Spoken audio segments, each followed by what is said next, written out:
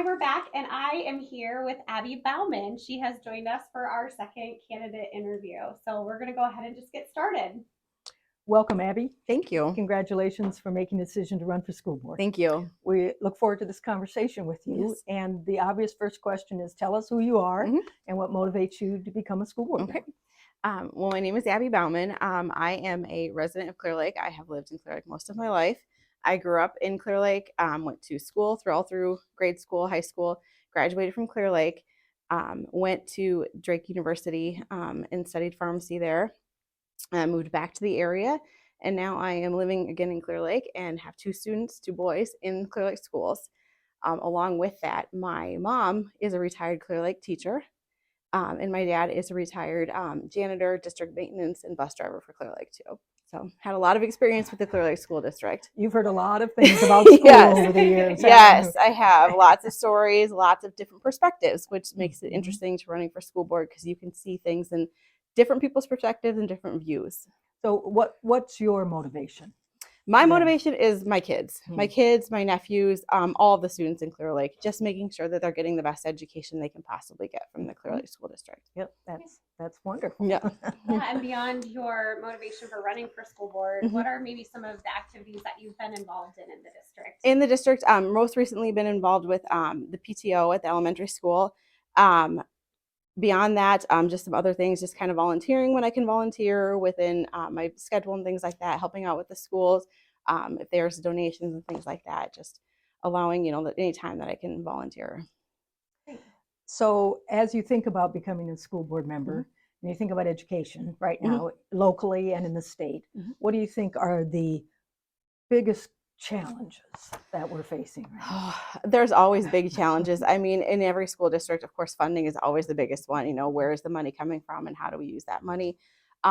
One that, because living in the country for my kids, like busing is an issue in a lot of school districts too. Finding bus drivers, finding people to drive those buses. There's just a lot of, things. I think the biggest issue is there's so many different aspects of the school district and the school that you've got all these people competing for different, especially like that funding, different funding. So Yep, that's hard to meet all funding, time, everything. Yeah. Yes. Yeah. Plenty of demands. Yeah. So, say you're elected, what are some of the things that you would hope to accomplish in your term as a school board member? Just really, I have always loved the education our students get in Clear Lake and maintaining that education and making sure that we're giving that as the top priority, and that we are, it's a quality education for well-rounded students, and whether those students, once they leave Clear Lake, whether they go to a college or a trade school or wherever they go, making sure that they're set up the best they can be to be the best they can be for their lives. And what ways do you think the school should do that to help prepare them for that success?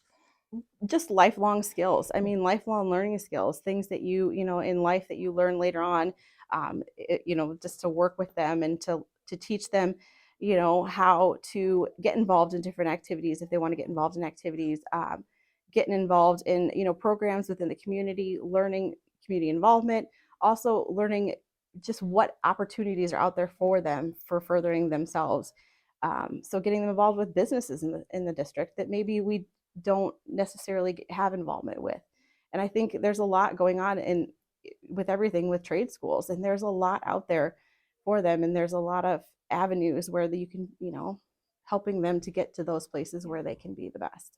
Yeah, and that kind of lends itself to the workforce readiness and all of the apprenticeship programs that they're having at the high school. Yes. What are maybe some of your ideas for how we can continue to expand opportunities for our kids to get connected to potential future employment opportunities? Looking to the community is the best. I mean, we've got a lot of opportunities in this community and in the North Iowa area for trade, opportunities if that's what they're looking forward to, or just even a job shadow of somebody. Maybe it's a career you're not quite understanding what it would be, just job shadowing those people.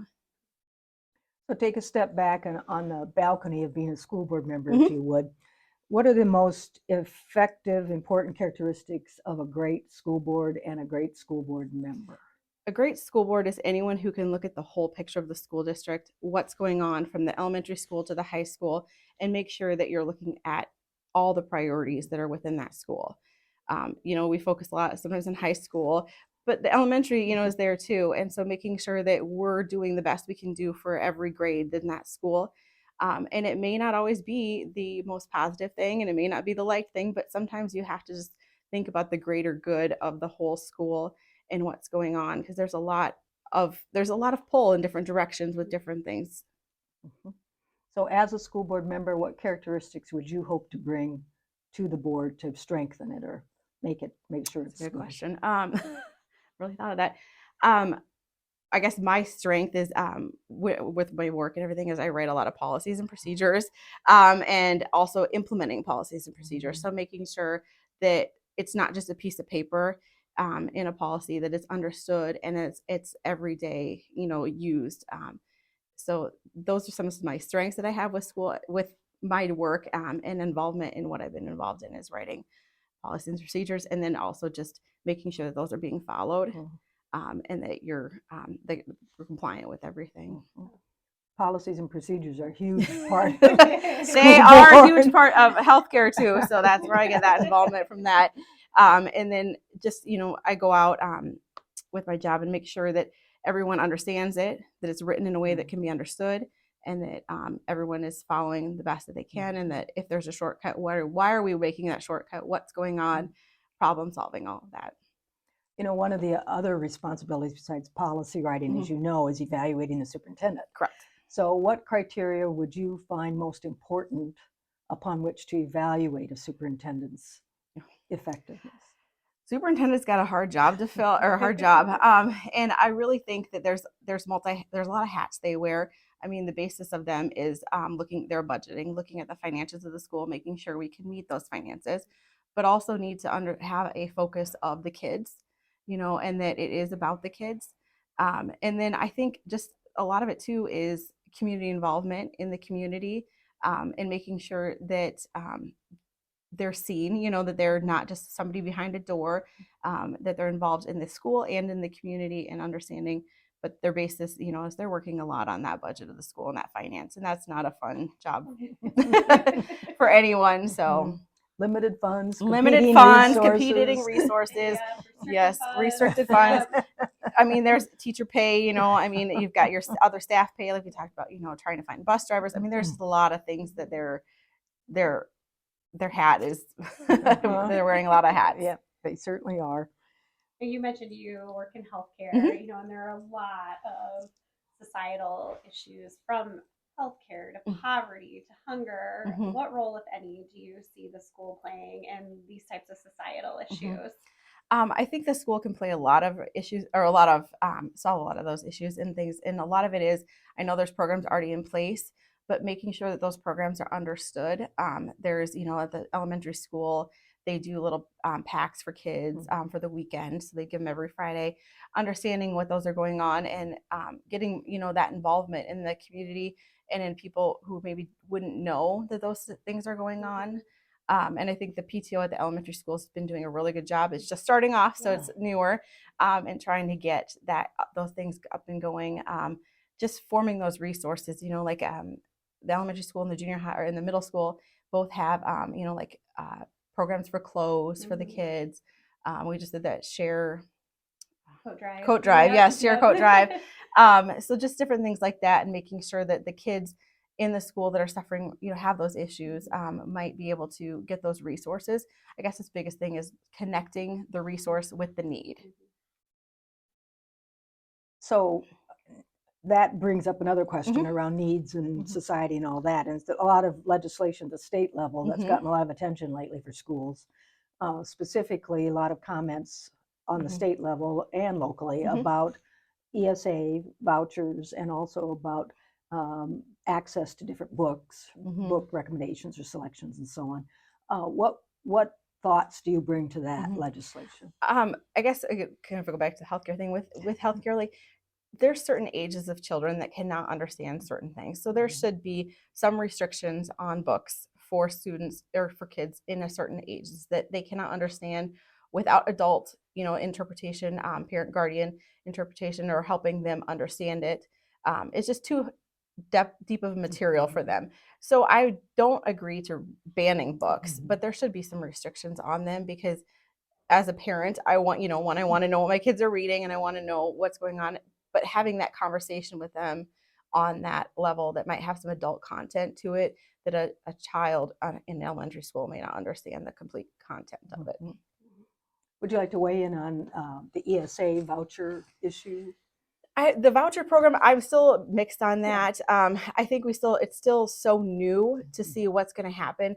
I'm not a big fan of taking money away from the public school to private schools, and we'll see what ends up happening with that. I think the biggest struggle is going to be there is with the special education programs with those kids. So it's still so new to know kind of exactly how it's all going to fall out. A little too new to weigh in on. Yeah, I don't know where all it's going to be. I think the intent of it is good, but there's some questions I have on how it's all going to work out. Yeah, well, it's the devil's in the details always, right? Yes. What about, have you had a chance to look into any of the student achievement data that's been released? No.